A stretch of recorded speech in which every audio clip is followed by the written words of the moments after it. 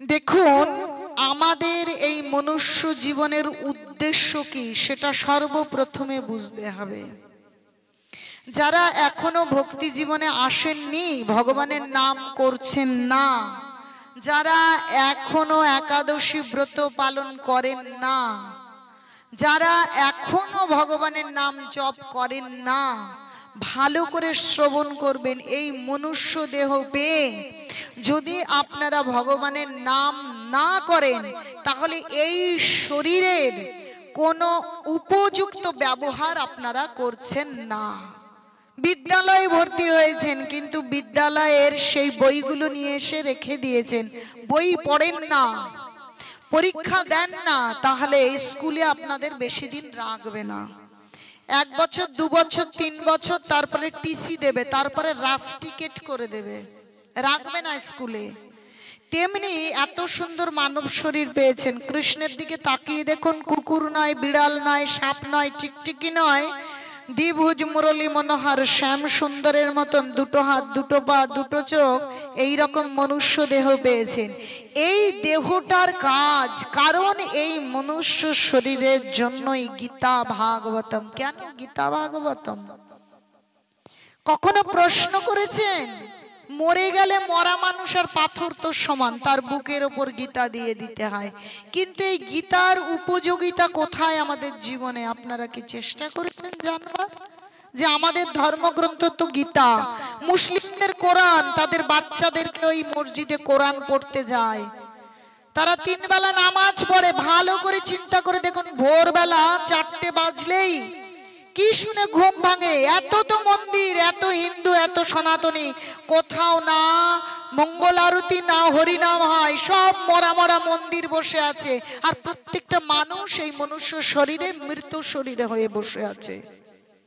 তো বেশি দিন এই শরীর থাকবে না, এই শরীরটা শেষ হয়ে যাওয়ার পরে আবার মানব শরীর দেয়, যদি আমরা কৃষ্ণ ভজনা করি। আজকে মনুষ্য শরীর পেয়েছেন, বিদ্যালয় বা কলেজ বা স্কুলে ভর্তি হওয়ার মতন, যে আপনি বিদ্যালয়ে ভর্তি হয়ে পড়াশোনা করছেন না, তাহলে বেশি দিন রাখবে না, কিন্তু এই মনুষ্য শরীর পেলেন, কিন্তু এই মনুষ্য শরীরের যে উপযুক্ত কাজ, এই মানুষের জন্য গীতা, এই মানুষের জন্য ভাগবতম, কিন্তু সেই গীতা ভাগবতমে যে প্রকৃত ধর্ম করবার জন্য, হরিনাম করবার জন্য বলেছে, কিন্তু এই মনুষ্য শরীরে এসে প্রকৃত ধর্ম করছেন না, সব খাচ্ছেন, ঘুমোচ্ছেন, সবকিছু হচ্ছে, কিন্তু ভগবানের নাম, প্রকৃত ধর্ম করেন না, তাহলে বেশি দিন এই শরীর থাকবে না। এই শরীরটা যখনই ভেঙে যাবে তখন মনুষ্য শরীর পাওয়া যায়, যদি আপনারা ভগবানের নাম করেন। কিন্তু যখন আপনারা ভগবানের নাম করছেন না, তখন এই শরীরটা যখন ভেঙে যাবে, কারণ মৃত্যু, শরীর ভেঙে যাওয়া মানে কি? মৃত্যু। যে কোনো মানুষের যে কোনো সময় মৃত্যু আসবে, আর সেই মৃত্যুটা আসার সঙ্গে সঙ্গে শরীর ভেঙে গিয়ে দেখা যাবে আত্মাটা গিয়ে একটা কেঁচো হয়ে যাবে, একটা ঘর ঘর করা ফড়িং হয়ে যাবে, একটা টিকটিকি হয়ে যাবে, একটা ইঁদুর হয়ে যাবে, একটা বাদুড় হয়ে যাবে। কারণ তোমাকে সুযোগ দিলাম, তোমাকে স্কুলে ভর্তি করলাম যে তুমি পড়াশুনো করো, তুমি ভদ্র শিক্ষিত ভালো মানুষ হও, কিন্তু সেই সুযোগটা তোমাকে দেওয়া হলো, কিন্তু তুমি স্কুলে গিয়ে পড়াশোনা করছো না। যেমন স্কুল বেশি দিন রাখবে না, তেমনি মনুষ্য শরীর দেওয়া হলো যে তোমার জন্য গীতা দিলাম, স্বয়ং কৃষ্ণ গৌর হরি রূপে আসলেন, এসে শিক্ষা দিলেন, ভগবানের তোমাদের সকলকে আমাদেরকে বুঝিয়ে দিলেন যে এই মনুষ্য জীবনের সার্থকতা কোথায়। কিন্তু এখানে এসে আমরা কি করছি? খাচ্ছি, ঘুমোচ্ছি আর ডিম পাড়ছি, ঠিক কিনা? খাই, ঘুমাই আর ডিম পাড়ি কিনা? যেমন পশু পাখি করে, খায়, ঘুমায়, বাসা বাঁধে, ডিম পাড়ে, আমরা তো তাই করছি, খাই, ঘুমাই। এই যে ওরা হয়তো লতা গুল্ম দিয়ে বাসা বাঁধে, আমরা ইট সিমেন্ট মাটি দিয়ে টিন দিয়ে বাসা বাঁধছি, ঠিক কিনা? বাসা বাঁধছি, ডিম পাড়ছি, মানে কি? বাচ্চা উৎপাদন হচ্ছে, আবার মরে যাচ্ছে। এই তো জীবন, এই তো জীবন। এই জীবনটার কোনো মূল্য নেই। তাহলে এরকম জীবন আর ওই পশু পাখি কেঁচোর জীবন একই। তাহলে এই মনুষ্য শরীরের যখন কোনো সার্থকতা নেই, কোনো উপযোগিতা নেই, তখন ভগবান কি করবে? এই মনুষ্য শরীর আর দেবে না। কিন্তু আমরা বলি, সুন্দরী ভুবনে কি মরিতে চাহি না কেহ, বাঁচিবারে চাই তাই তো? এই সুন্দর ভুবনে এসে কেউ মরতে চায় না, কিন্তু আমরা মরে তো যাবই, আবার মনুষ্য শরীর পেতে চাই। কেউ বলি আমি যদি আবার আমার ছেলের ঘরের ছেলে হয়ে আসবো, মেয়ে হয়ে আসবো, এরকম বলে কি বলে না? বলে না? বলে না? বলে। কিন্তু তারা বলে, কিন্তু সেই কর্মটা করলাম না। আমি বললাম যে আমি স্কুলের ফার্স্ট হব পরীক্ষা দিয়ে, কিন্তু আমি প্রত্যেকদিন ফোন দেখি আর ঘুমিয়ে পড়ি না। তাহলে আমি ফার্স্ট হব? তাহলে মুখের কথা আর কাজ দুটো এক হলো? মুখের কথা আর কাজ দুটো এক হওয়া চাই। তাহলে আমরা মনুষ্য শরীর পেয়ে যদি আরো উন্নত হতে চাই, মানুষ কি যেখানে থাকে তার থেকে আর একটু উন্নতি চাই কিনা? মানুষ কুড়ে ঘরে থাকলে চাই একটু বাস টিন দিয়ে, টিনের বেড়া করে একটু ঘর, তারপরে চাই মানুষ একটু কি একটু যেন ইট দিয়ে সুন্দর ছাদ দিয়ে ঘর হয়, এই বারবার বেড়া পাল্টাতে হয়, তাহলে মানুষ উন্নতি চায়, এটাই স্বাভাবিক। কিন্তু এই মনুষ্য জীবনে এসে এর কি উন্নতি আছে, সেই উন্নতিটা আমরা বুঝতে পারছি না।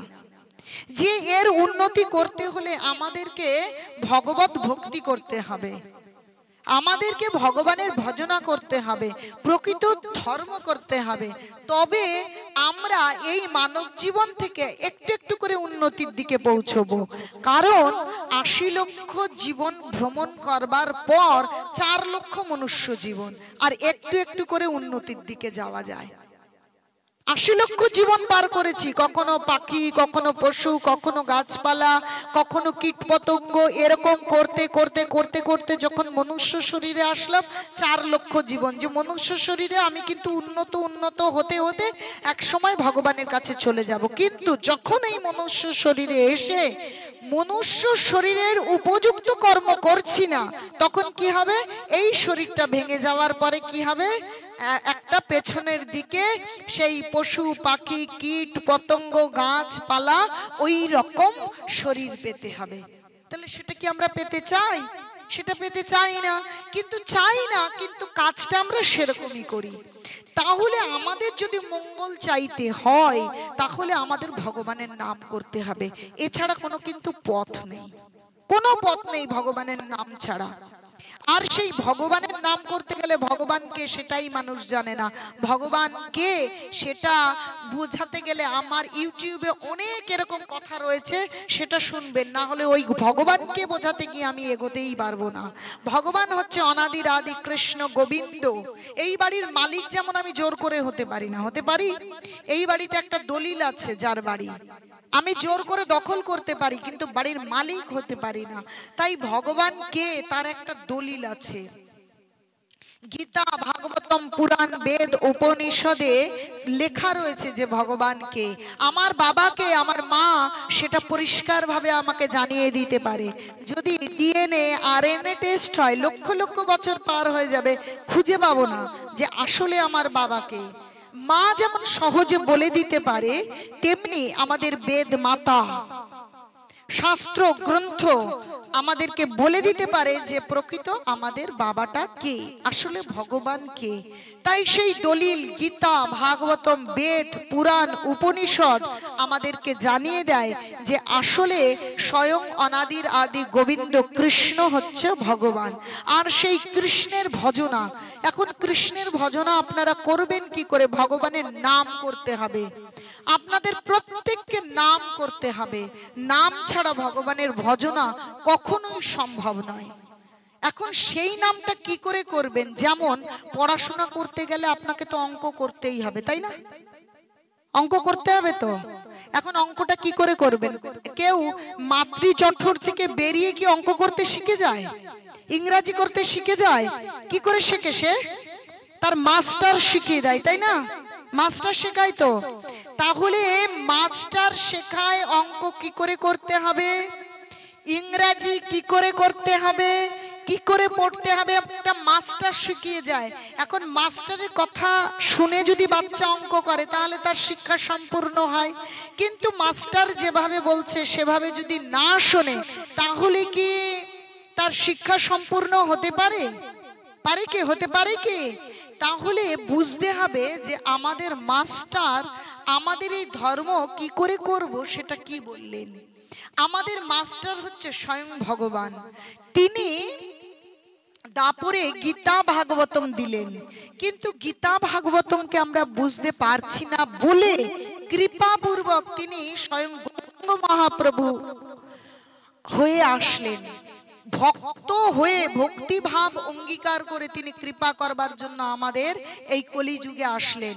তিনিও যে স্বয়ং রাধা আর কৃষ্ণ সেটাও শাস্ত্রে সুন্দর করে দলিল মানে প্রমাণ রয়েছে। তিনি এসে আমাদেরকে জানালেন যে কি করে আমাদের ভজন করতে হবে। যদি ভজন করতে হয় তার প্রথম বিষয় হচ্ছে হরিনাম জপ করতে হবে, ভগবানের নাম জপ করতে হবে। এখন জপ কিভাবে করবেন সেটাও ভগবান বলেছে যে সংখ্যাপূর্বক জপমালায় সংখ্যাপূর্বক জপ করতে হবে। স্বয়ং গৌরাঙ্গ মহাপ্রভু বলেছেন যে নির্বন্ধ করে ভগবানের নাম জপ করতে হবে। আর কি ভগবানের নাম জপ, পঞ্চশস্য বর্জন পূর্বক একাদশী তিথি পালন করতে হবে, গীতা ভাগবতম শ্রবণ করতে হবে, পড়তে হবে আর শ্রবণ করতে হবে। কার কাছ থেকে শ্রবণ করতে হবে? যার তার কাছ থেকে নয়, যিনি নিজে গীতা ভাগবতম অনুযায়ী জীবনে আচরণ করছেন, যিনি গীতা ভাগবতম বোঝেন, এই রকম মানুষ যিনি আচরণ করেন, যিনি নিজে ধর্ম করেন, এইরূপ ভক্তের কাছ থেকে গীতা ভাগবতমটা বুঝতে হবে। তাহলে বুঝতে পারবেন কি বলতে চাইছে। তাহলে নিজেরা পড়ে বোঝা যায় না যে ভাগবতম পড়ো গিয়া বৈষ্ণবে স্থানে একান্ত আশ্রয় করো চৈতন্য চরণে। ভাগবতম পড়তে হবে, গীতা ভাগবতম বৈষ্ণবের তত্ত্বাবধানে থেকে বুঝতে হবে যে বিষয়টাতে কি লেখা আছে, কি করে জীবনকে এগিয়ে নিয়ে যেতে হবে। তাহলে প্রথমত ভগবানের নাম জপ করতে হবে। আপনারা যে যেখানে যেমন অবস্থায় থাকেন, সে মিথ্যে কথা বলছেন, আমিষ খাচ্ছেন না করছেন, সেটা বড় কথা নয়। প্রথমে হচ্ছে ভগবানের নাম করতে শুরু করতে হবে, একাদশী ব্রত পালন করতে হবে। আর আপনারা কি করবেন? একটা উদ্দেশ্য তৈরি করতে হবে এই কথাগুলো বুঝে যে আমি মনুষ্য জীবন পেয়েছি, আমার জীবনের উদ্দেশ্য কি। কারি কারি টাকা জমাতে জমাতে মুখে ফেনা উঠে মৃত্যু, লাভ কি? কি লাভ? কোনো লাভ নেই। ধরুন বলছে এই পবর্গে আর অপবর্গে ভজনা হয়, এটা মুখের কাছে থাকেই না।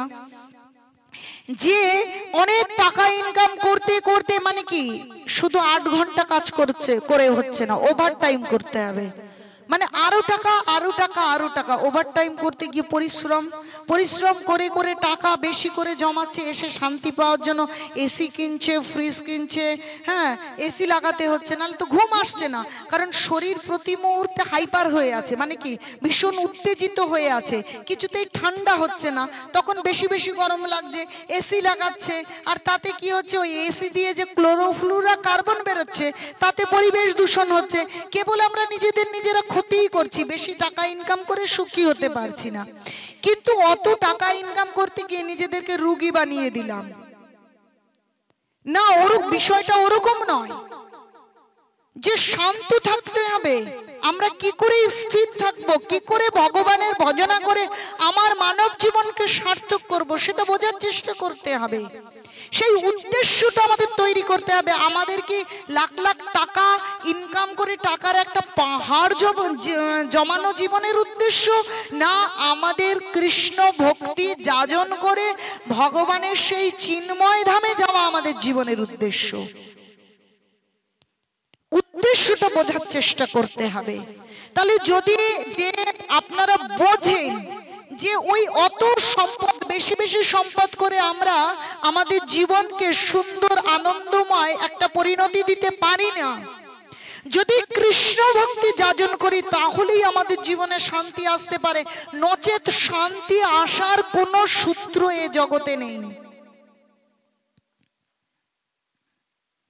বলছে ভক্তারং যজ্ঞ তপসাম সর্বলোক মহিষারম সুহৃদানং সর্বভূতানাং জ্ঞাতামং শান্তি মৃচ্ছতি। বলছে ভক্তারং যজ্ঞ তপসাম, বলছে কি ভোক্তারাম, সমস্ত কিছুর পরম ভোক্তা হচ্ছে অনাদির আদি গোবিন্দ। তাই বলছে ভোক্তারাম যজ্ঞ তপসাম, সমস্ত যজ্ঞের পরম ভোক্তা হচ্ছে অনাদির আদি গোবিন্দ। সর্বলোক মহেশ্বরম, সর্বলোক, শুধু এই ভূলোক নয়, 14 ভুবন রয়েছে, অনন্ত কোটি বিশ্ব ব্রহ্মাণ্ড রয়েছে, সমস্ত বিশ্ব ব্রহ্মাণ্ডের ঈশ্বরের পরম ঈশ্বর হচ্ছে অনাদির আদি গোবিন্দ। তাই বলছে সর্বলোক মহেশ্বরম সুহৃদয়ানং সর্বভূতানাং, সকলের তিনি সুহৃদ, সকলের তিনি ভালো চান, তাই তো তিনি গীতা দিলেন। গীতা মানেটা কি? গীতা মানে হচ্ছে ভগবান নিজে মুখে বলেছেন। তাহলে গীতাটা আমাদের কেন দিলেন? আমাদের তিনি ভালো চান বলে গীতা দিলেন, যাতে আমরা গীতা পড়ে বুঝি আমাদের জীবনের উদ্দেশ্যটা কি। তাহলে সকলের তিনি ভালো চান। গীতায় তো বলা নেই এই গীতা কেবল ধনী লোক পড়বে, শুধু ব্রাহ্মণ লোক পড়বে, এমন তো নয়। বলছে সুহৃদয়ানং সর্বভূতানাং, সর্বভূত মানে কি সমস্ত জীবের তিনি সুহৃদ, সকলের ভালো চান। তিনি চান সবাই কৃষ্ণ ভক্তি যাজন করুক, ধনী দরিদ্র জাতি ধর্ম নির্বিশেষে আমল বৃদ্ধ বনিতা সকলে যেন কৃষ্ণ ভক্তি যাজন করে আর তার জীবনের উন্নতি সাধন করতে পারে। সেই জন্য গীতা ভাগবতম দিলেন। তাই তিনি সমস্ত লোকের মহেশ্বর, এটা যিনি বোঝেন, বলছে জ্ঞাতা মাং শান্তি মৃচ্ছতি, আমি তাকে জ্ঞাতা, আমি তাকে দান করি, জ্ঞাতা মাং শান্তি মৃচ্ছতি, আমি তাকে শান্তি দান করি। কাকে শান্তি দান করি? যিনি বুঝেছেন যে সমস্ত কিছুর পরম ভোক্তা অনাদির আদি গোবিন্দ। আমি ভোগী নই, আমি ভোগের অধিকারী নই, একমাত্র ভগবান হচ্ছে সমস্ত ভোগের অধিকারী। তাই ভোক্তারাম যজ্ঞ তপসাম, যত যজ্ঞ হবে, সে আপনি হরিনাম যজ্ঞ করেন, বাড়িতে একটা রান্না করেন, যা কিছু করছি প্রতিটা এক একটা যজ্ঞ। তাহলে সেই যজ্ঞ যদি ভগবানের উদ্দেশ্যে হয়, ভগবানের সন্তুষ্টি বিধানের জন্য হয়, কারণ পরম ভোক্তা হচ্ছে ভগবান, তখন আমরা শান্তি পেতে পারি। তাহলে আমাদের উদ্দেশ্য তৈরি করতে হবে ভগবানের ভজনা করা। কিন্তু ভগবানের ভজনা করতে গিয়ে একটা কথা ভালো করে বুঝতে হবে, কারো ভিডিও করতে হবে না, ইউটিউবে সবাই পেয়ে যাবে। ভালো করে শুনতে হবে এবং বুঝতে হবে বিষয়টা যে কি। এখন আমাদের জীবনের উদ্দেশ্য হচ্ছে ভগবানের ভজনা। এইভাবে নিজেদের মনকে তৈরি করে নিয়ে দেখুন, ভালো করে বুঝুন, যেদিন দ্রোণাচার্য তার শিষ্যদেরকে ডেকেছিল, দুর্যোধন, যুধিষ্ঠির, ভীম, অর্জুন, নকুল, সহদেব সবাইকে ডেকেছে। তিনি একটা গাছের মধ্যে একটা কাঠের পাখি বানিয়ে এখন বলছে, শোনো, তোমাদের আজকে আমি পরীক্ষা নেব, তোমাদেরকে তীর দিয়ে ধনুক উঠিয়ে তাতে বাণ যোজন করে, মানে তীর লাগিয়ে তোমাকে ওই চোখটাকে বিঁধতে হবে। যুধিষ্ঠিরকে ডেকেছে, আচ্ছা তোমাকে এটা করতে হবে, সবাইকে বুঝিয়ে বলেছে। আচ্ছা ধনুক ধরবার পর যুধিষ্ঠিরকে বলছে, তুমি কি দেখতে পাচ্ছ? বলছে, আমি গাছ দেখছি, ডালপালা দেখছি, পাখিও দেখছি। গুরুদেব বলছে, তুমি ধনুক রেখে দাও, তোমাকে আর ধনুক চালাতে হবে না। ভীম এসেছে, বলছে, তুমি কি দেখতে পাচ্ছ? বলছে, আমি ফল দেখছি, পাতা দেখছি, পাখিও দেখছি, পাখির চোখও দেখছি। বলছে, রেখে দাও, রেখে দাও তুমি। এইবার অর্জুন এসেছে। অর্জুন আসার পর বলছে, অর্জুন তুমি কি দেখতে পাচ্ছ? বলছে, আমি পাখির চোখ দেখতে পাচ্ছি, আমি পাখির চোখ ছাড়া আর কিচ্ছু দেখতে পাচ্ছি না। তোলো অর্জুন, তোমার ধনুক তোলো, আর কি তুমি নিশানা লাগাও। যে দ্রোণাচার্য তার শিষ্যদেরকে ডেকেছে যে তোমরা এই গাছের মধ্যে একটা পাখি যে রয়েছে, ওই পাখির চোখটায় তীর দিয়ে বিদ্ধ করবে, এটা আজকে তোমাদের পরীক্ষা। প্রথমে যুধিষ্ঠির সবার বড়, যুধিষ্ঠিরকে ডেকেছে, বলছে, ওই হে যুধিষ্ঠির, তুমি কি দেখতে পাচ্ছ? আমি গাছ দেখছি, পাতা দেখছি, পাখি দেখছি, পাখির ডানা। আচ্ছা ঠিক আছে, তুমি রেখে দাও। আমি আমি আমি তীর দিয়ে পাখির চোখকে বিদ্ধ করব না। না না, তুমি রেখে দাও। ভীম এসে জিজ্ঞেস করছে, ভীম তুমি তো কি দেখতে পাচ্ছ? বলছে আমি ফল দেখছি, পাতা দেখছি, পাখিও দেখছি, পাখির পাও দেখছি। রেখে দাও, রেখে দাও। এইবার অর্জুন যখন এসেছে, বলছে ওই অর্জুন তুমি কি দেখছো? গুরুদেব আপনি তো পাখির চোখকে বিদ্ধ করতে বলেছেন, আমি পাখির চোখই দেখছি। আপনার বলবার অপেক্ষা, আমি নিশানা লাগাবো। বলছে তোলো গান্ডীব। অর্জুনের ধনুকের নাম গান্ডীব। তোলো গান্ডীব, লাগাও নিশানা। অর্জুন গান্ডীব তুলে টান দিলেন, আর একদম সেই বাণ গিয়ে পাখির চোখকে বিঁধে দিল। তো আমরা ভক্তি জীবনে আসি, কিন্তু আমরা বুঝি না আমাদের লক্ষ্য বিষয়টা কিন্তু একটা, একাধিক নয়। আচ্ছা আমরা গাছেরও খাবো, তলারও কুড়বো, এটা কোনোদিন হয়? হয় কোনোদিন? আচ্ছা দুই নৌকায় যদি পা দিয়ে রাখি কিরাম হবে? পা চিরে যাবে কিনা? চিরবে কিনা? এক পায়ে দিকে এক পায়ে দিকে, হয় চিরে যাবে, দুই দিকে দুই ঠ্যাং থাকবে যদি ঠ্যাং বাঁধা হয়ে যায়। আর যদি তা না হয়, দুই দিকে নৌকা চলে গেল, কি মাঝখানে জলে ডুবে যেতে হবে। তাহলে ভালো করে বুঝতে হবে যে এই ভক্তি জীবন মানেটা কি। ভগবানের চরণে সম্পূর্ণ নিমজ্জন মানে হচ্ছে আমার যা কিছু একটা পা এগোবে, চিন্তা করতে হবে আমি যে পাটা ফেলছি তাতে কি কৃষ্ণের আনন্দ হবে, না আমার আনন্দের জন্য আমি ফেলছি। আমার আনন্দে, ভালো করে শুনুন, যদি আমার আনন্দের জন্য পাটা ফেলি, সেটা পরিণামে আমার জীবনে ভয়ঙ্কর দুঃখ নিয়ে আসবে, ভয়ঙ্কর দুঃখ নিয়ে আসবে। আর যদি আমি কৃষ্ণের সন্তুষ্টি হবে, মানে কৃষ্ণের প্রেমময়ী সেবার জন্য আমি একটা পা ফেলবো, তখন সেটা যেন তেন প্রকারে ডান দিয়ে ঘুরবে না বাঁ দিয়ে ঘুরবে আমরা জানবো না, কিন্তু অন্তিমে সেটা চিন্ময় আনন্দ বহন করে আনবে। বোঝাতে পারলাম আমি? সেটা চিন্ময় আনন্দ নিয়ে আসবে। তাহলে ভক্তি জীবনে এসে সবার প্রথমে কোথায় কি হচ্ছে, কে কি করছে, ভালো হচ্ছে মন্দ হচ্ছে, ওই গোবিন্দ প্রভু কি করছে, ওই সঞ্চিতা মাতাজি কি করছে, রাম কি করছে, শ্যাম কি করছে, সেই চিন্তা থেকে বেরিয়ে আসতে হবে। চিন্তা কি করতে হবে, আমি কি করছি, আমি কি আসলে ভগবানের চিন্তা করছি না অন্যরা কি করছে সেই বিষয়ে চিন্তা করছি সর্বপ্রথম। বুঝতে পেরেছেন কি আপনারা যে আমরা কি করছি, আমি কি ভগবানের চিন্তন করছি না ভক্তি জীবনে এসে অন্যরা কি করছে আমরা সেই বিষয়ে চিন্তা করছি? একটা কথা বলি, একটা মন্দিরে প্রত্যেকদিন এরকম ভাগবত আসর বসে, সেখানে ভক্তরা আসে, কি হয় কিছু ভক্ত এসে হরিনাম করে, কিছু ভক্ত হরিনাম করে তার মধ্যে দিয়ে শাড়ি কিনা হয়েছে, বউ ঠিক মতন আছে কিনা, শাড়ি হয়েছে কিনা, শাশুড়ি কি করে, এইসব ফুসফাস কিন্তু চলে পেছন দিয়ে।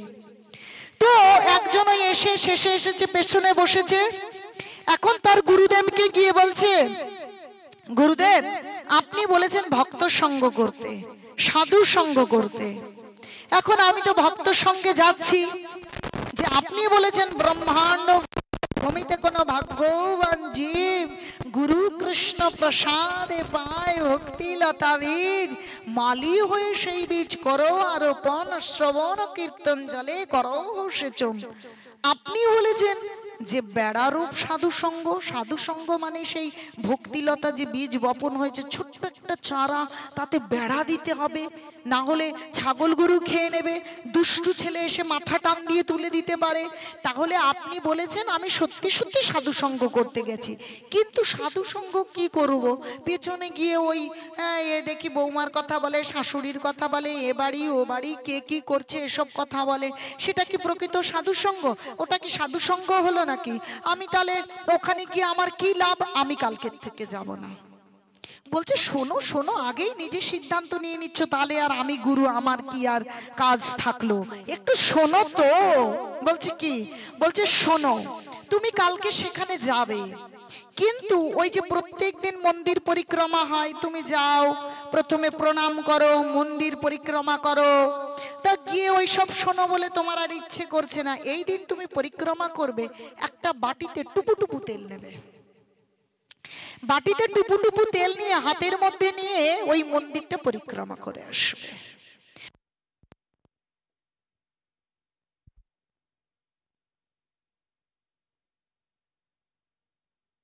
রেখে ভগবানের কথা শ্রবণ করছে, কিন্তু এত শান্ত হয়ে বসেছে যাতে একটু শরীরে নড়াচড়া না হয়, শ্বাসের বেগ যাতে বড় বড় বা জোরে জোরে না হয়ে একটু টলমল হয়ে তেল না পড়ে, এইভাবে কথা শ্রবণ করেছে।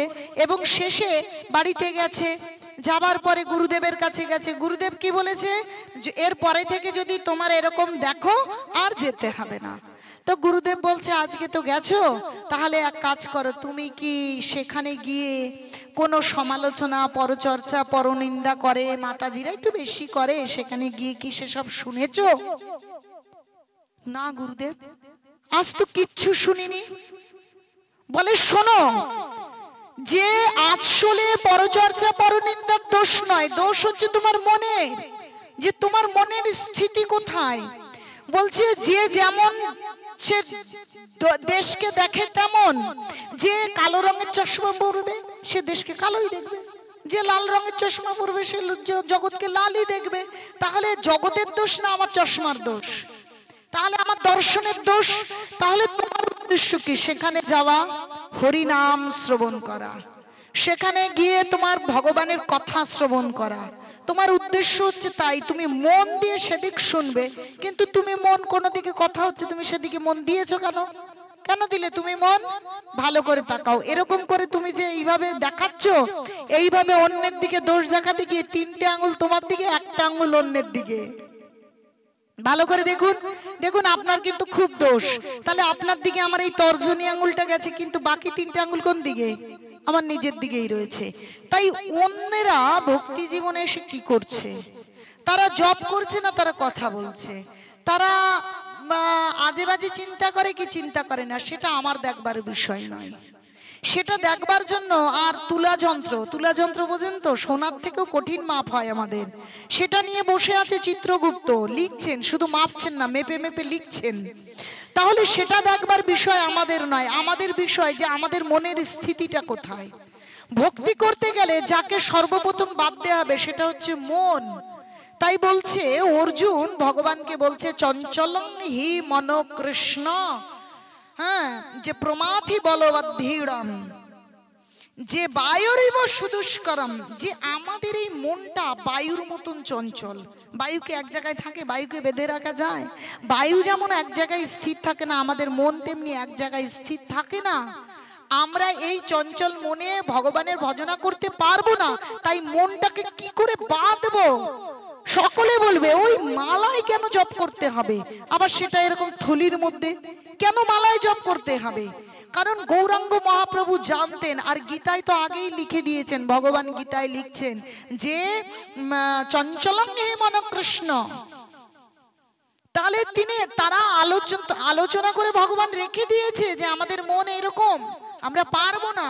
তাই গৌরাঙ্গ মহাপ্রভু সেই কথা বুঝিয়ে দেবার জন্য যে আমরা যখন হরিনাম করব আমাদের মন এত চঞ্চল থাকবে, একটুখানি দুবার হরিনাম করবার পরেই এই ছেলে কোথায়, এই টাকাটা কোথায় রাখলাম, এই মেয়েটা কোথায় গেল, আর ভুলে যাবো, আর হরিনাম করবো না। হয়তো দুবার করেছে, আর ঘন্টা দুয়েক কোনো নামই নেই। কিন্তু যদি আমরা জপমালায় হাতটা ধরা রয়েছে, মন কিন্তু যাবে। জপমালায় ধরে আছি বলে মন যাবে না তাতে কিন্তু নয়, তার স্বভাব, সে কিন্তু স্বভাব অনুযায়ী কাজ করবে, মন যাবে। কিন্তু খানিক পরে আরে আমি না জপ করছিলাম, কোথায় মাথা চলে যায়, হ্যাঁ হরিনাম করছি না, কি সব চিন্তা ভাবনা আসে, আবার হরে কৃষ্ণ কৃষ্ণ কৃষ্ণ হরে হরে, হরে রাম রাম রাম হরে হরে। তার মানে কি মনটা আবার কি করলো? মনটাকে আবার ধরে নিয়ে আসলো। তাই আমাদের এই চঞ্চলতার কারণে আমাদের চঞ্চল মনকে কি করে জড়জাগতিক বাসনা রহিত করব, সেই জন্য স্বয়ং কৃষ্ণ এই ব্যবস্থা করলেন যাতে এই চঞ্চল মনে কৃষ্ণ একদম স্থির হয়ে বসে আমাদের কৃষ্ণ প্রেম লাভ হয় আর জীবনে চিন্ময় আনন্দ শান্তি আসে। সেই জন্য এই হরিনাম অত্যন্ত আবশ্যক বিষয়। আর কোনো কিছু করুন কিন্তু ধর্ম হবে না, এই জীবনে সার্থকতা পাবেন না যদি ভগবানের নাম না করতে শুরু করে কেউ। কারো পক্ষে ধর্ম করা সম্ভব নয়, সম্ভব নয়, সম্ভব নয়। কারণ কলিযুগের ধর্ম হয় নাম সংকীর্তন। নাম ছাড়া কলিযুগের ধর্ম নেই। তাই নামটা গ্রহণ করতে হবে, কিন্তু ঘর বাড়ি ছাড়বার দরকার নেই। মানুষ ভাবে যে ঘর বাড়ি ছেড়ে দিয়ে বুঝি বনে গিয়ে ধর্ম করতে হবে। আবার কেউ ভাবতে পারে এই ছেলে মেয়ে সংসার, এই রান্না বান্না, এইসব নিয়ে কি আর ধর্ম হয়? আমরা হচ্ছে বেশিরভাগ মানুষ, আমি গেলেই বলে আমরা সংসারী জীব, ভাবে কি আমি সংসার টংসার ছেড়ে গিয়ে ধর্ম করছি, এরকম মনে করে। আরে মানুষ সংসার রেখে মাস্টারি করছে না, চাকরি করছে না, করছে কি করছে না? তাহলে চাকরি যদি সংসারকে ভালো রাখার জন্য করা যায়, তাহলে ধর্ম কেন বাড়িতে থেকে করা যাবে না? ধর্ম করবার জন্য কেন সংসার ছেড়ে দিতে হবে? এই ভুল বোঝানোর জন্য, সমস্ত ভুলে পরিপূর্ণ আমরা। কারণ আমরা কলিযুগে রয়েছি। বলছে প্রায়ণ অল্প আয়ুষ্য সভ্য কলৌ অস্মিন যুগে জনা মন্দ সুমন্দ মতয় মন্দ ভাগ্য হি উপদ্রুতা। যে একে তো আয়ু অল্প হয়ে যাচ্ছে, অল্প বুদ্ধি, আমাদের মেধা ও বুদ্ধি অল্প, আমাদের কলুষতাপূর্ণ চিন্তা ভাবনা, আর হচ্ছে কলহ প্রিয়, মানে কেবল ঝগড়া করব, একটু 19 থেকে 20 হলে ঝগড়া করব, আর হচ্ছে সর্বোপরি রোগ ভোগের দ্বারা উপদ্রুত, মানে রোগ ভোগ আমাদেরকে করতে দেবে না। এটা হচ্ছে আমাদের কলিযুগের স্বভাব। কিন্তু এখানে থেকে ভগবানের ভজনা করতে হবে, বাড়ি ছেড়ে দিয়ে না। কিন্তু সকলে এরকমটা চিন্তা করে, ধর্ম করতে গেলে দেখবেন এই শাখা সুদূর ছেড়ে দেখবেন বিধবাদের মতন সাদা কাপড় পরে ঘুরে বেড়ায়, দেখবেন তাদেরকে নেড়া নেড়ি বলা হয়েছে। কিন্তু গৌরাঙ্গ মহাপ্রভু বলছে আউল বাউল নেড়া নেড়ি সখী বেকি জাত গোসাই 13 সম্প্রদায় থেকে দূরে থাকবেন। বিবাহিত স্ত্রী কেন গো, শাখা সিঁদুর আমাদের ভারতীয় ঐতিহ্য, সেটা কেন ছেড়ে দিতে হবে? কোথায় লেখা আছে যে কাপড় ছেড়ে সাদা শাড়ি পরতে হবে ধর্ম করবার জন্য? ধর্ম কি শাড়ি করে? এই ধর্ম শাড়ি করে না, ধর্ম ভেতর থেকে হয়। এই শাড়ি দিয়ে কি হবে? বাইরের পোশাক আশাক কি ধর্ম করে? বাইরের পোশাক ধর্ম করে না। বলছে বেগ নিয়ে ধর্ম করতে হবে। আরে বেগ মানে তো উপরের পোশাক বদলানো। তাহলে ধর্মটা হচ্ছে একটা নাট্যমঞ্চ। আমি ধার্মিক নই, সাদা কাপড় পরলাম, একটু তিলক করলাম, একটা দোতারা হাতে নিলাম, আর টুংটাং লোককে দেখালাম আমি ধর্ম করছি, ওটা ধর্ম হয় না। ধর্ম হচ্ছে হৃদয়ের অভ্যন্তর থেকে ধর্ম, ভেতর থেকে সাধুতা আসবে, উপরে সাজবার দরকার নেই তো। তাই শাখা সিঁদুর পরে স্বামী নিয়ে, স্ত্রী থেকে, সন্তান থেকে সুন্দর করে ধর্ম করা যায়। গৃহস্থ আশ্রম বলে তাকে, 4টে আশ্রম, ব্রহ্মচর্য, গার্হস্থ, বানপ্রস্থ, সন্ন্যাস। 4টে আশ্রমেই ভগবানের ভজনা করা যাবে। যে মনে করে যে আজীবন কুমার থাকতে পারবে, ব্রহ্মচর্য ব্রত রাখতে পারবে, অখণ্ড ব্রহ্মচর্য, সে ব্রহ্মচারী আশ্রমে থাকবে, মঠে মন্দিরে থাকবে, লাল কাপড় পরবে, গেরুয়া বসন পরে, সে ব্রহ্মচর্য রক্ষা করে একদম ব্রহ্মচারী হয়ে যাবে, কোনো সমস্যা নেই। যে মনে করবে না আমার পক্ষে মানে অখণ্ড ব্রহ্মচর্য রক্ষা করা আমার পক্ষে সম্ভব নয়, তাহলে সে ধর্মপত্নী গ্রহণ করবে। কিসের জন্য? ভগবানের সেবা পুজো করে কৃষ্ণ ভাবনাময় সংসার তৈরি করবে। গৃহস্থ আশ্রম, যিনি এই গৃহস্থ আশ্রম আর গৃহমেধিটা ভালো করে বুঝুন। গৃহস্থ আর গৃহমেধি, যিনি ভগবানকে বাদ দিয়ে নিজেদের জন্য সংসার করে, নিজেদের ভোগ বিলাসের জন্য, তাকে বলা হয় গৃহমেধি। গৃহমেধি। আর হচ্ছে আমাদের প্রকৃত হতে হবে গৃহস্থ, যেটা শাস্ত্রে লেখা আছে ব্রহ্মচর্য গার্হস্থ। তাহলে গৃহস্থ কি করে হব?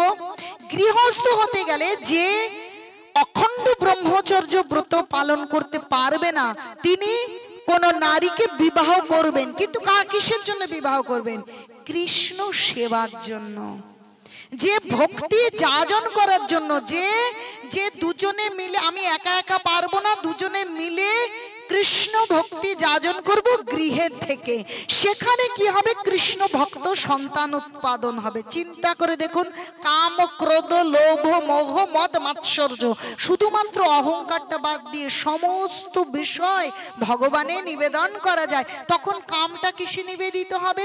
নিজের ইন্দ্রিয় তর্পণ না, তখন কামটা নিবেদিত হবে কৃষ্ণ ভক্ত সন্তান উৎপাদন হবে।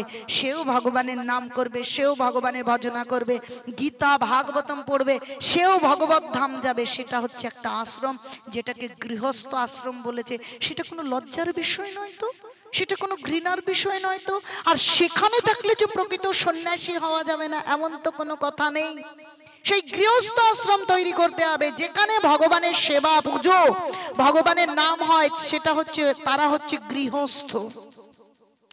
আর যেখানে ভগবানকে বাদ দিয়ে নিজেদের জন্য রান্না হয়, নিজেদের জন্য রান্না হয়, জামা কাপড় নিয়ে এসে নিজেরা পরে, ভগবানের আরতি নেই, ভগবানের নাম নেই, ভগবানের কথা নেই, সকালবেলা ভগবানের আরতি নেই, ঘুম থেকে ওঠে রান্না বান্না করে, খায়, স্নান করে বিকেলে।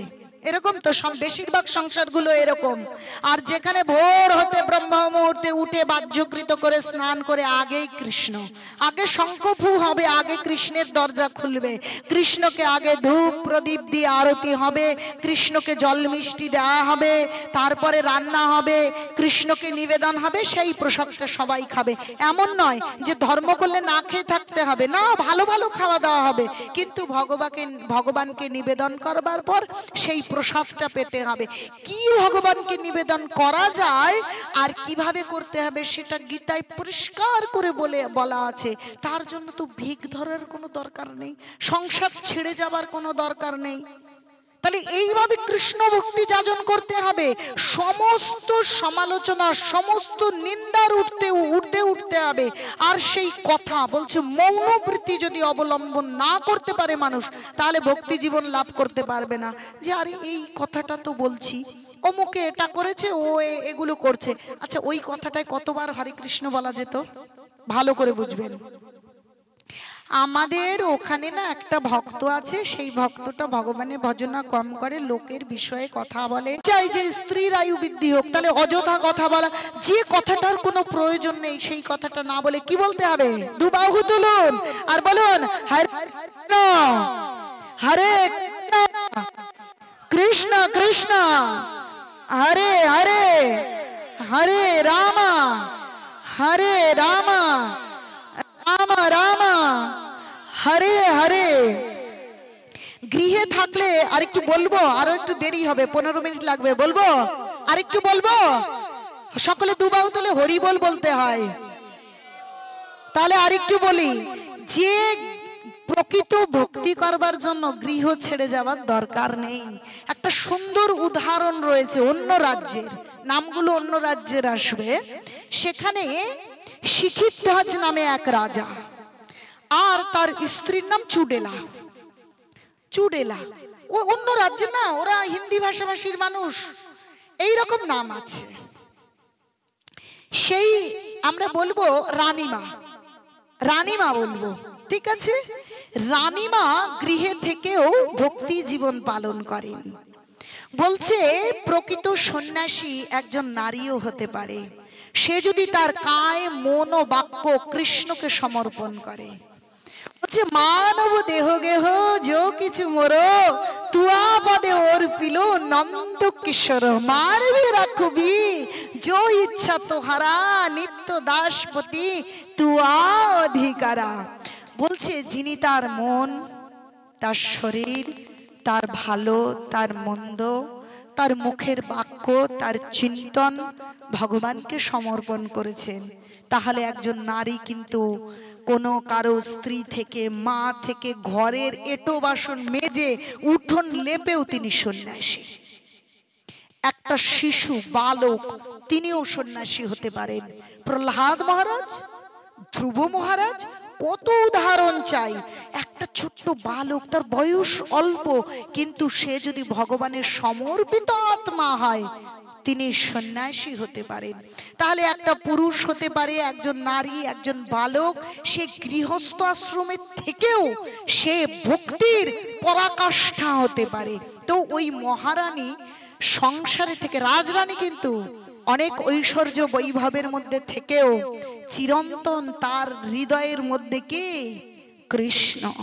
কৃষ্ণ নাম, কৃষ্ণ চিন্তন, কৃষ্ণ প্রসাদ, কৃষ্ণ কথা, এইভাবে তার জীবন। যিনি কৃষ্ণ ভক্ত তিনি হচ্ছেন প্রকৃত পরম উপকারী। এছাড়া পরম উপকারী পাওয়াই যাবে না। একজন উপকার করছে তার মানে তার কিছু স্বার্থ বিপরীত ভাবে পাবে। তাই একজন প্রকৃত কৃষ্ণ ভক্ত পরম উপকার করে যে আমরা সকলে ভগবানের হারিয়ে যাওয়া সন্তান।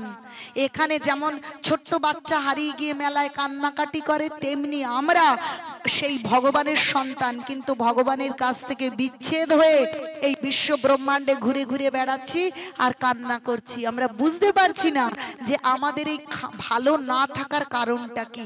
একটা ছোট বাচ্চা বাবা মাকে হারিয়ে কি সে ভালো থাকে? যতই তুমি বেলুন কিনে দাও আর যতই লজেন্স চুজ দাও, ওই খানিকটা সময় একটু বেলুন পেয়ে ভুলবে, পরে ভ্যা ভ্যা করে কাঁদবে, কারণ হারিয়ে গেছে, বাবাকে দেখছে না, মাকে দেখছে না, সব অচেনা মানুষ। ভালো করে ভাবুন, আমাদের জীবনটা ঠিক একই রকম। আমরা আমাদের নিজেদের পিতা মাতাকে ছেড়ে আমরা ভোগ বাসনা কামনা করেছি, ঘাড় ধাক্কা দিয়ে বের করে দিয়েছে তো আমাদের বাড়ি থেকে। এখানে এসে বাবা নেই, মা নেই, সব অচেনা মানুষ, খাবো কি, পরবো কি, বাবা মা হারিয়ে গেছে, ছোট্ট বাচ্চা তো। তাই আমরা বিষণ্ণতায় ভুগছি, হতাশায় ভুগছি, কেবল দুঃখ পাচ্ছি, আমরা বুঝতে পারছি না। কিন্তু যিনি হাতটা ধরে আমাদেরকে বাবার কাছে পৌঁছে দেবে তিনি হন প্রকৃত বান্ধব। তাই প্রকৃত উপকারী বন্ধু হচ্ছে একজন সত্যিকারের ভক্ত, সত্যিকারের সাধু বা বৈষ্ণব হচ্ছে প্রকৃত বন্ধু। সে কি চাইবে জানেন? আমি তো বুঝেছি ওই গীতায়, ওই ভাগবতমে কি বলতে চাইছে ভগবান। ওই গৌর হরি এই নদিয়ায় এলেন আর কি বুঝিয়ে দিতে চাইলেন, কিন্তু অন্যরা তো বুঝতে পারছে না। কেবল মাথা খাবো, বইচা খাবো, মাংস খাবো, মুরগি খাবো, ছাগল খাবো করে করে জীবন চলে গেল। কৃষ্ণ ভজন তো হলো না, ভগবানের নাম হলো না, ভগবানের কথা হলো না, ভগবানের প্রসাদ হলো না। তখন কি চেষ্টা করে জানেন? চেষ্টা করে তার পরিবার, তার সন্তান, স্বামী, স্ত্রী, ভাই বোন, মা বাবা, গ্রাম পড়শি সকলকে চিন্তা করে তারাও বুঝুক, এই জীবনের মাহাত্ম্য বুঝুক, জীবনের ভালো বুঝুক। যেমন বড় ভাই পড়াশুনো যদি শেখে, তখন ছোট ভাই বোনকে এই পড়তে বস, এরকম বকে ঝুঁকে পড়তে বসায় কি বসায় না, বসায় কি বসায় না। তেমনি আমরা সকলে ভগবানের সন্তান। একজন যখন এই প্রকৃত সত্যটা বোঝে তখন সে বুঝতে পারে যে গীতার কথা সত্য। সেখানে ভগবান বলছেন মমই বংশ জীবলোক, সবাই আমার বংশোদ্ভূত, সকলে আমার ভাই বোন। তাহলে আমি যখন বুঝেছি তাহলে আমার ভাই বোনের ভালো করার দায়িত্ব আমার। আমি যদি আমার ভাই বোনের ভালো না করি, আমার বাবা মা আমাকে কি, আমি বড় ভাই, আমি পড়াশোনা করছি, আমার যদি ছোট ভাই বোনের পড়াশোনা দিকটা না দেখি, মা আমাকে, আমার মা বলতো দাদাকে, এই ভাই বোনের নিয়ে পড়তে বস, নিজে পড় আর ওদেরকে দেখিয়ে দে। বলতো কি বলতো না? বলতো। আমাকে আমার দাদা লেখা লেখা শিখিয়েছে, আমার এখনো মনে আছে। তাহলে এইরকম ভগবানের সন্তান আমরা। তাহলে একজন যখন বুঝেছি, শিখেছি, তাহলে ভগবান চাইছে তুমি এইবার অন্যদেরকে শিখিয়ে দাও, অন্যদেরকে শিখিয়ে বুঝিয়ে এই মানব জীবনের সার্থকতা বোঝাও। তাহলে পরম উপকারী বন্ধু হয় একজন বৈষ্ণব, একজন প্রকৃত সাধু। লোক দেখানো সাধু না। লোক দেখানো সাধু কি করবে জানেন তো? আপনার কাছে উপরে উপরে দেখিয়ে টাকাটা নিয়ে চলে যাবে। আর যিনি প্রকৃত সাধু সে কি চেষ্টা করবে? এখানে এসেছে, আগে তোমরা ভক্তিটা বোঝো, ধর্মটা বোঝো, ভগবানের নাম করো, তার উদ্দেশ্য থাকবে কিন্তু তাই। ভালো করে বুঝবেন। এখন ওই মহারানী চেষ্টা করে তার স্বামী যেন একটু ভগবানের নাম করে, একটু যেন ভক্ত হয়ে যায়, ছেলে মেয়ে পরিবারের বাকি লোকরা ভক্ত হোক। গ্রামবাসী ভক্ত হোক, তার কেবল মনে এরকম কৃষ্ণের কাছে প্রার্থনা করে এবং সব সময় বলে একটু ভগবানের নাম করো না গো, একটু ভগবানের নাম করো না গো, বয়স তো অনেক হলো, অনেক রাজ্য প্রতিপালন করেছো, প্রজাপতি পালন করেছো, রাজপুত্র রাজকন্যা দেখেছো, সবই তো হলো, কিন্তু আসলটা তো হলো না, একটু ভগবানের নাম করো না, একটু ভগবানের নাম করো না। এখন রাজা প্রত্যেকদিন শুনতে শুনতে শুনতে শুনতে মাথা খারাপ হয়ে যাচ্ছে। আচ্ছা ঠিক আছে, যাও ভগবানের নাম করব, কিন্তু এই প্রকৃত ভক্তিটা যে কি সেটা সে ভালো করে বুঝলো না। ঠিক আছে, আমি চললাম বনে, আমি এবার থেকে ভগবানের ভজনা করব, তোমাদের সাথে এই রাজপ্রাসাদে থাকবো না। এখন ভালো করে বুঝিনি, আর রানী ডাকলেও শুনছে না, চলে গিয়েছে বনে। এখন বনে গিয়ে এসে ভগবানের একটা জপমালা, কমণ্ডল, এই তুই একটা জামা কাপড় যা প্রয়োজন তা নিয়ে বনে চলে গিয়েছে। বনে গিয়ে একটা ঘাস পাতা দিয়ে পণ্য কুঠির করেছে, আর সেখানে বসে ভগবানের নাম করছে। এখন ভগবানের নাম তো করছে, কিন্তু বুকের মধ্যে একটা ব্যথা ব্যথা যন্ত্রণা, কিছুতেই শান্তি পায় না, কিছুতেই তার আনন্দ আসছে না, জোর করে করে হরিনাম করতে হচ্ছে। আর রানী হচ্ছে সন্ন্যাসী, কারণ রানী হচ্ছেন মহাপুরুষ। শুধু পুরুষ মানে মহাপুরুষ বলছি না, মানে ভক্তিতে তিনি মহাপুরুষ। তিনি ওই বাড়ি থেকে থেকেই বুঝতে পারছেন কোথায় কি হচ্ছে, ও তো ভক্তি তো ঠিকঠাক হচ্ছে না। কারণ এই ভক্তি করতে গেলে এর গুহ্য তত্ত্ব কি, এর গভীরে কি আছে, সেটা কিন্তু মহারানী বলে দিতে পারতেন, কিন্তু মহারানীর কাছে সে শোনেনি কথা। কারণ কি, তার নিজের স্ত্রী, তাই তার শ্রদ্ধা নেই। বলছে এই ভাগবত কথায় কাজ হতে গেলে আগে শ্রদ্ধা প্রয়োজন। এই যে শ্রদ্ধা ছাড়া কখনো শ্রবণের মূল্য হবে না, শ্রদ্ধা প্রয়োজন। এখন সেই শ্রদ্ধাটা নিজের স্ত্রী, আরে আমার ছোট, আমার থেকে কম বোঝে, তাই তার শ্রদ্ধা নেই। শ্রদ্ধা নেই বলে তার কাছে ভগবানের কথা মন দিয়ে শ্রবণ করেনি। বলছে আদৌ শ্রদ্ধা, তারপরে সাধু সঙ্গ, তারপরে অনর্থ নিবৃত্তি হবে।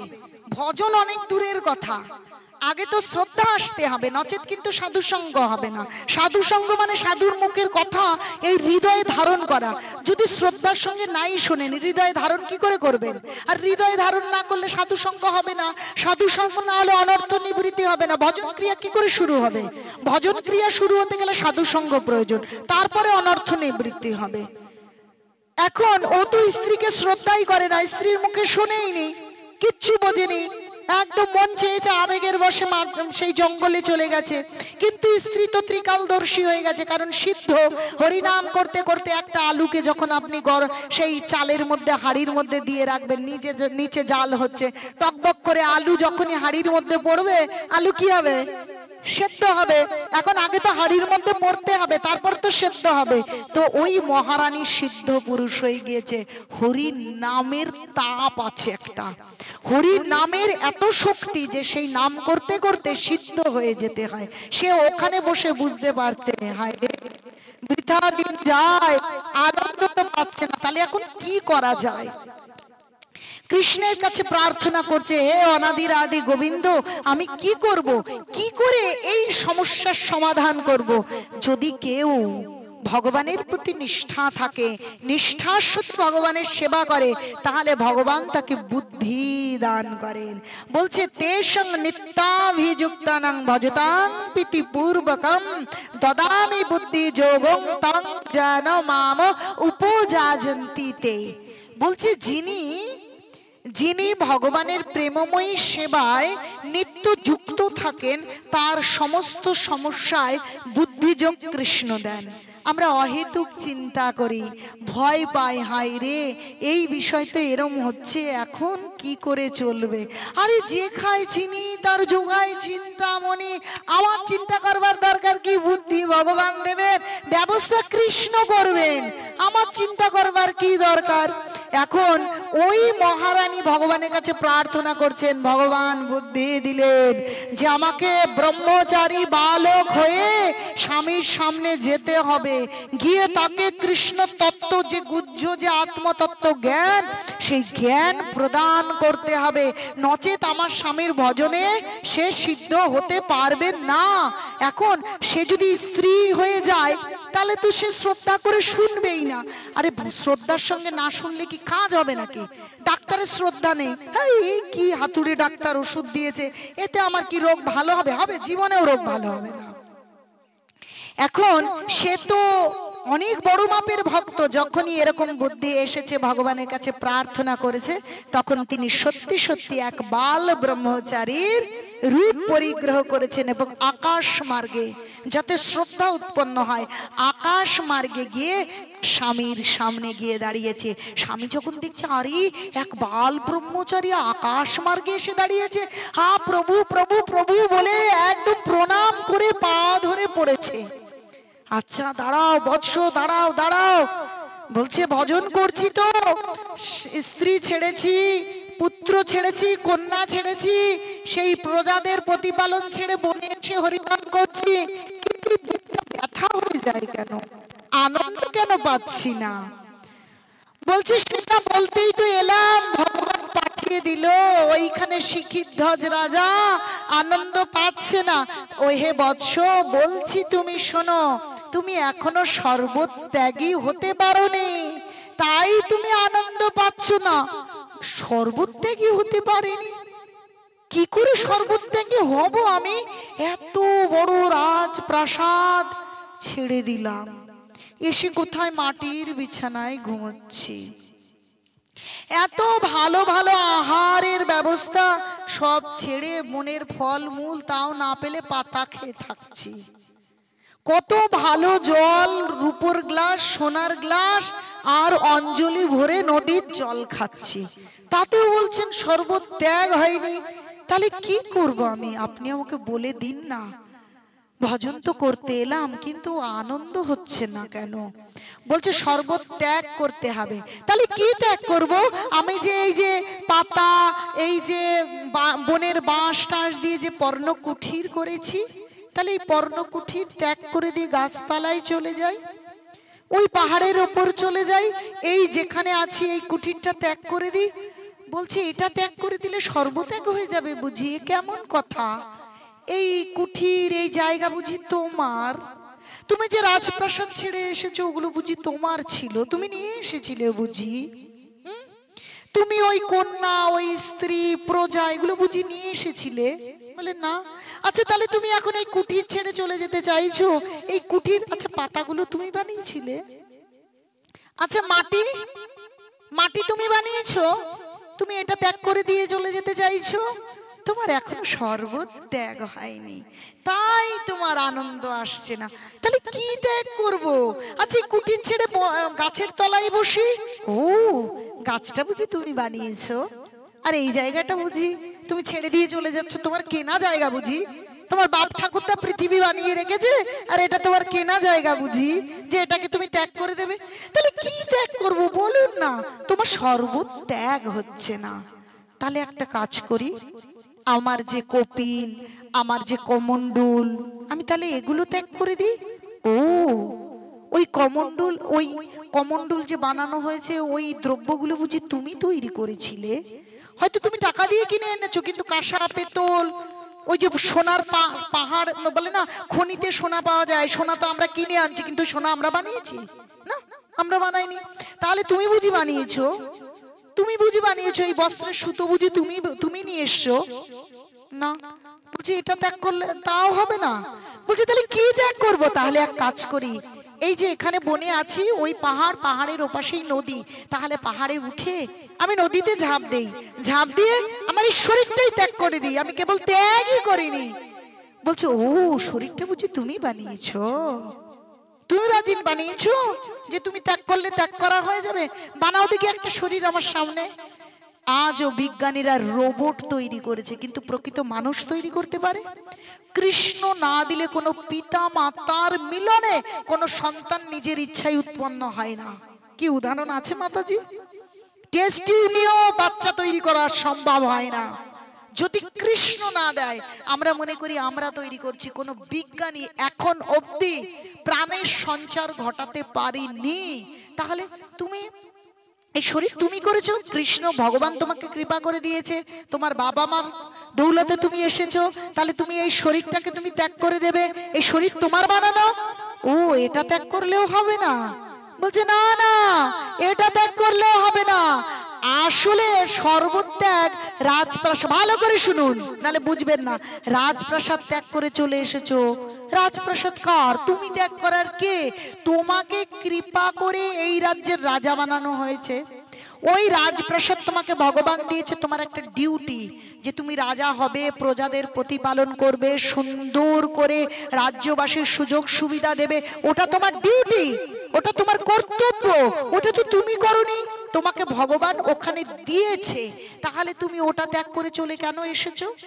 ওটা ত্যাগ করবার দরকার নেই।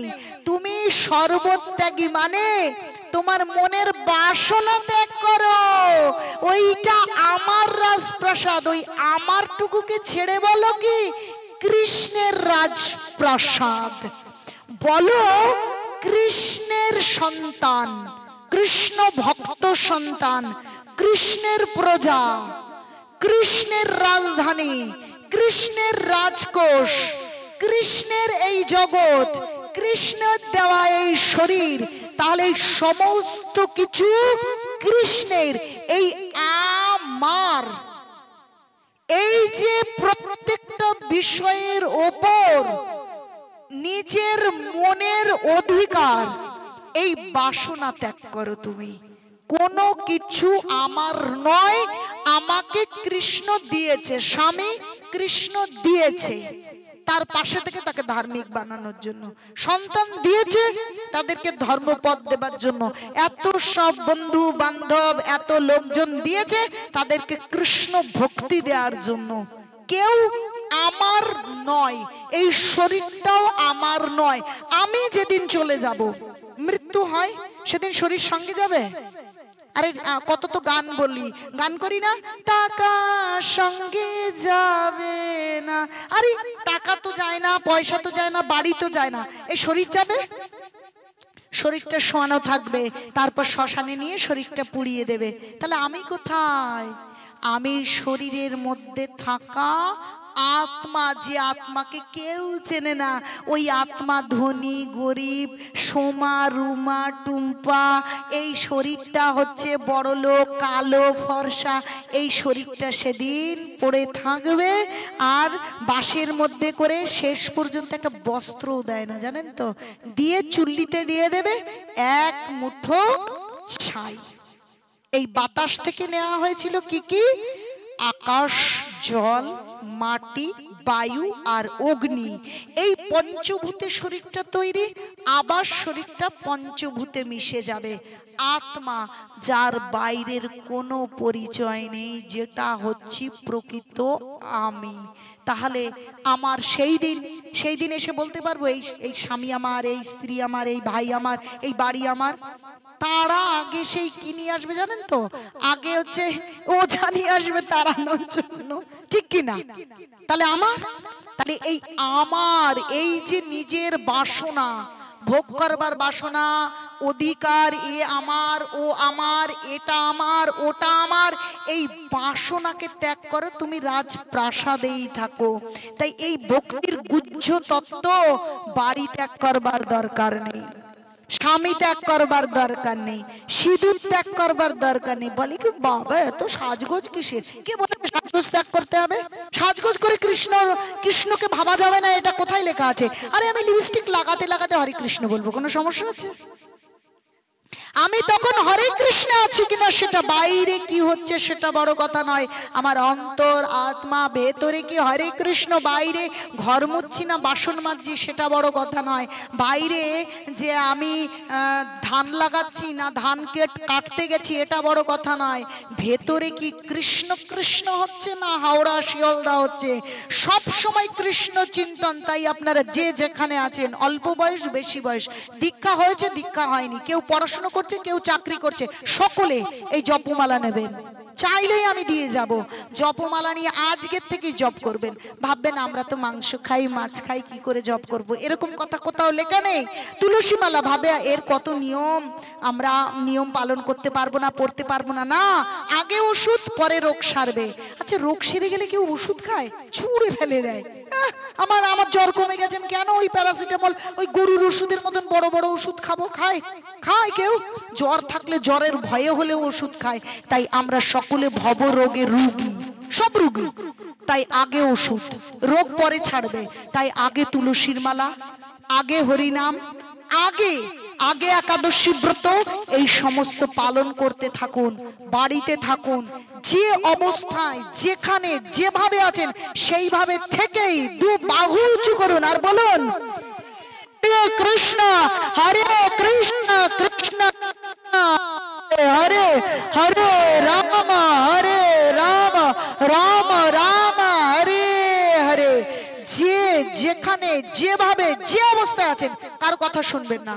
ও সব নিজেরা জব করে না তো বলবে জব করছো পাপ জমাচ্ছ পাপ, বলবে মালা টিপতে শুরু করেছো পাপ হবে না, ওদের কথা শুনবেন না। কিন্তু একদম শাস্ত্রে কোথাও লেখা নেই। যদি আপনারা তাও না পারেন আমাকে একটু ডাক দেবেন, যে ডেকে নিয়ে আসি, তারপরে প্রশ্ন করেন, প্রশ্ন লিখে লিখে রাখবেন। আর আপনারা কি করে যুক্ত থাকবেন? এই বড় ফোন কোথায়, ফোনটা একটু দেখাতো আমাকে। এই রকম অ্যান্ড্রয়েড ফোনে ফোনে আপনারা ইউটিউবে সার্চ করবেন পদ্মাবতী তুলসী দেবী দাসী, সার্চ করে সেখানে স্ক্রিনে জলজল করবে ফোন নাম্বার। হোয়াটসঅ্যাপে আপনার অসুবিধা, আপনার প্রতিকূলতা, আপনার কি কি সমস্যা হচ্ছেন সব লিখবেন আর জানাবেন, আর যুক্ত থাকবেন। কখনো কখনো ফোনও করবেন, সবসময় আমি ফোন ধরবো না, কিন্তু কখনো না কখনো সেই ফোনের উত্তর অবশ্যই দেব। আর প্রত্যেক দিন কথা শ্রবণ করবেন। এইভাবে করে যুক্ত থেকে আপনারা কৃষ্ণ ভাবনাময় হন, কৃষ্ণ ভক্তি যাজন করুন, আর নিজেদের মানব জীবন সার্থক করুন। তুলসীর মালা পরুন। যখন মারা যাবেন তখন তুলসীর টপ কেন মাথার কাছে দেওয়া হয়, কেন চোখের উপর তুলসী দেওয়া হয়? যাতে ওই নরকে টানতে টানতে নিয়ে যেতে না পারে। কোথায় মারা যাবেন, তুলসীর টপ যদি মাথার কাছে আনার লোক না থাকে, রাতের অন্ধকারে স্ট্রোক হয়, যদি রাস্তায় কোথাও অ্যাক্সিডেন্ট হয়, তাই তুলসীর মালা পরুন। কোনো অপরাধ হবে না, কোনো অপরাধ হবে না। যে মাছ খাই মাংস খাই এর অনেক নিয়ম তাই পড়ি না, মিথ্যে কথা বলি, সব পরের দিন বুঝিয়ে বলবো।